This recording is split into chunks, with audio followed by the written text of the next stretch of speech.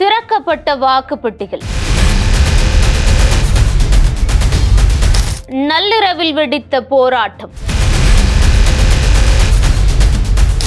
குவிக்கப்பட்ட பாதுகாப்பு படை வீரர்கள். மேற்கு வங்கத்தில் நடந்தது என்ன? 2026 5 மாநிலங்களுக்கான சட்டப்பேரவை தேர்தல் நடந்து முடிஞ்சிருக்கு. 5 மாநிலங்கள்லயே ரொம்ப சர்ச்சைக்குரிய இல்லைன்னா நிறைய வன்முறைகளுக்கு உள்ளான ஒரு மாநிலமாக நம்ம மேற்கு வங்கத்தை பார்க்கலாம். நிறைய அடிதடி நடந்தது. அது எலெக்ஷன் நடக்கிறப்பையாக இருக்கட்டும், நடந்து முடிஞ்சதுக்கு பிறகாக துப்பாக்கிச்சூடு கூட நடந்தது. நிறைய பேரை அடிச்சு உதச்சதுன்னு வேட்பாளர்களை கூட அடிச்சு தருத்துறதெல்லாம் பார்த்தோம். இந்த நிலையில தான் நேற்று நள்ளிரவு கட்சிகளுக்கு சம்பந்தம் இல்லாத கட்சிக்கு சம்பந்தம் இல்லாத சிலர் வாக்குப்பெட்டிகள் வைக்கக்கூடிய அந்த எந்திரம் வச்சிருக்கக்கூடிய ஸ்ட்ராங் ரூம்குள்ள போய் பெட்டிகளை திறந்து பேப்பர்களை எடுக்கிற மாதிரியான சிசிடிவி காட்சி ஒன்று வெளிவந்து மிகப்பெரிய வகையில மேற்கு வங்கம் முழுக்க அந்த சிசிடிவி காட்சி பரவி அதிர்ச்சிக்குள்ளான ஒரு விஷயமாக மாறிடுச்சு. இது எங்க நடந்தது அப்படின்னு பார்த்தோம்னா மத்திய கொல்கத்தா சுத்தி தான் இந்த மாதிரியான பிரச்சனைகள் அப்படிங்கிறது இந்த ஸ்ட்ராங் ரூம்ல நடந்துகிட்டே இருந்தது. மத்திய கொல்கத்தால இருக்கக்கூடிய குதிராம் அனுஷிலன் மற்றும் நேதாஜி இண்டோர் ஸ்டேடியம்லையும் இந்த குதிராம் அனுஷிலன் அப்படிங்கக்கூடிய இந்த 2 இடங்கள்ல இருக்கக்கூடிய ஸ்ட்ராங் ரூம்ல உள்ளுக்குள்ள யாரோ புகுந்துட்டாங்க அப்படின்னு சொல்லி சிசிடிவி காட்சிகள் ரொம்ப வைரலாக பரவணுச்சு. உடனடியா இதை கண்காணிச்சிட்டு இருந்த திரிணாமுல் காங்கிரஸ் சேர்ந்த 2 வேட்பாளர்கள் ஷாஷி பஞ்சாவும் குணால் கோஷ் இவங்க 2 பேரும் உடனடியா தர்ணா போராட்டத்துல நள்ளிரவுலயே இறங்கினாங்க. மத்திய கொல்கத்தா இல்லாம இதே மாதிரி வடக்கு கொல்கத்தாலையும் நிறைய பேர் இது மாதிரி ஸ்ட்ராங் ரூம் வெளியில திரிணாமுல் காங்கிரஸ்காரர்கள் போராட்டத்தில் ஈடுபட ஆரம்பிச்சாங்க. உள்ளுக்குள்ள பூந்தது யாரு, ஸ்ட்ராங் ரூம்குள்ள இருந்தது யாரு, எப்படி உள்ள போனாங்க அப்படின்னு சொல்லிட்டு அப்போ எலெக்ஷன் கமிஷன் பாஜகவுக்கு ஆதரவாக செயல்படுறாங்க அப்படின்னு சொல்லி போராட்டங்களை முன்னெடுத்து கோஷங்களை எழுப்ப ஆரம்பிச்சாங்க. ஏன்னா எக்ஸிட் போல் அப்படின்னு சொல்லக்கூடிய தேர்தலுக்கு பிந்தைய கருத்து கணிப்பு அப்படிங்கிறது மேற்கு வங்கத்தில் முதல் முறையாக பாஜக ஆட்சி அமைக்க போது பாஜகவுக்கு சாதகமாக தான் எக்ஸிட் போல் அப்படிங்கிறது வந்திருந்தது.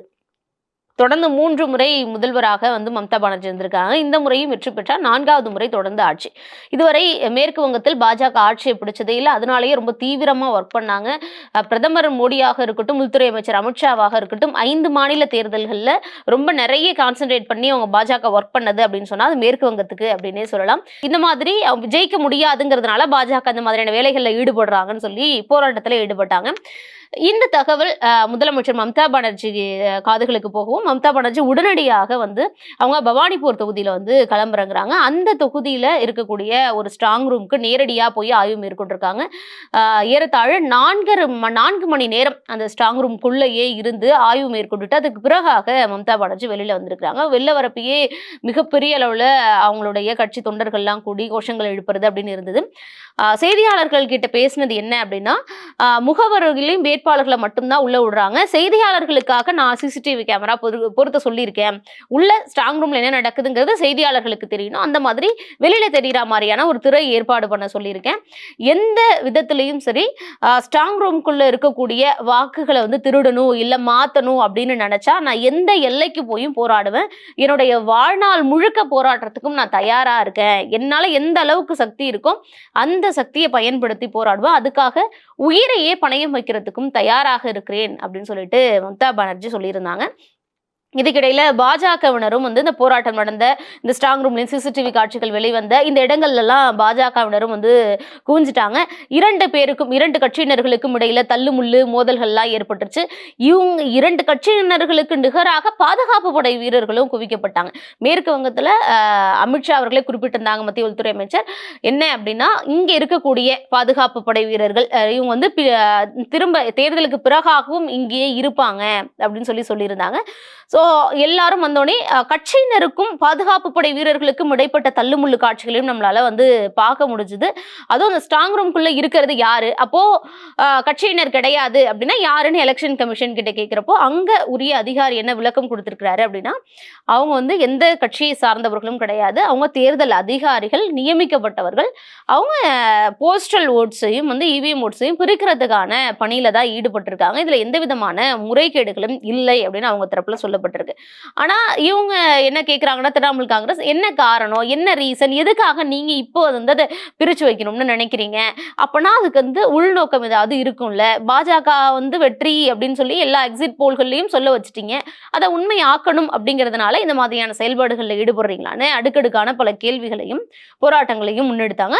பாஜகவினர் என்ன சொல்றாங்கன்னா, நாங்களும் அதே மாதிரி உள்ள தான் ஸ்ட்ராங் ரூம்ல தான் இருந்தோம். நாங்களும் வந்து எல்லாத்தையும் கண்காணிச்சுட்டு தான் இருக்கோம். எந்த விதமான இதுவும் இல்ல.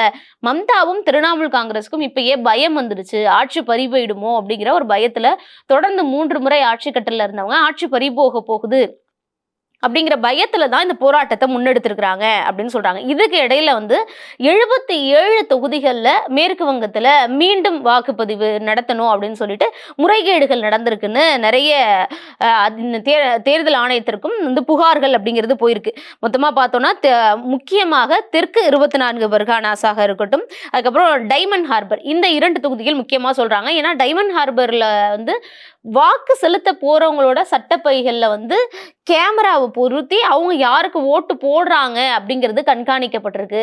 அப்பெல்லாம் இது எந்த அளவுக்கான ஒரு முறைகேடு அப்படின்னு சொல்லி கேட்டிருக்காங்க. ஏன்னா தெற்கு 24 பர்கானாஸ் இருக்கட்டும், இந்த மாதிரியான மாவட்டங்கள் வந்து ஒரு மிகுந்த பாதுகாப்புக்குள்ள வைக்கப்பட்டிருந்தது. ஏன்னா அங்க நிறைய அடிதடி நடந்தது.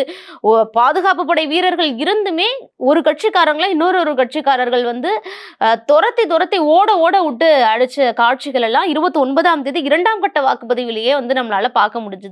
துப்பாக்கி சூடு நடந்தது. இப்படி வேட்பாளர்களுக்காக இருக்கட்டும், கட்சிக்காரர்களுக்காக இருக்கட்டும், பொதுமக்களுக்காக இருக்கட்டும் நிறைய இடத்துல பாதுகாப்பு இல்லாத ஒரு சூழல்களுக்கும் அடிதடிக்கு மத்தியில தான் வந்து மேற்கு வங்கத்துல உண்மையாவே வாக்குப்பதிவு நடந்தது. இருந்தாலும் இதற்கெல்லாம் தாண்டியும் 90% மேல வாக்குப்பதிவு அப்படிங்கிறது உண்மையா பாராட்டத்தக்க ஒரு விஷயமா தான் மேற்கு வங்கத்துல பார்க்கப்படுது. ஆனா இது தேர்தல் எல்லாம் வாக்குப்பதிவு வரைக்கும் ஓகே. ஆனா இந்த வாக்கு எண்ணிக்கை வரைக்கும் இந்த பெட்டிகள் இவிஎம் எந்திரங்கள் ஸ்ட்ராங் ரூம்ல பாதுகாப்பா இருக்குமா, நேர்மையான வகையில இந்த வாக்குகள் எண்ணப்படுமா அப்படிங்கிறது தான் திரிணாமுல் காங்கிரஸ் எழுப்பக்கூடிய கேள்விகளாக இருக்கு.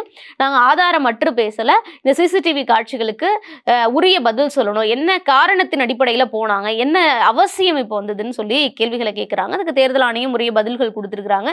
பாஜக காரர்களும் இதை மறுக்கிறாங்க.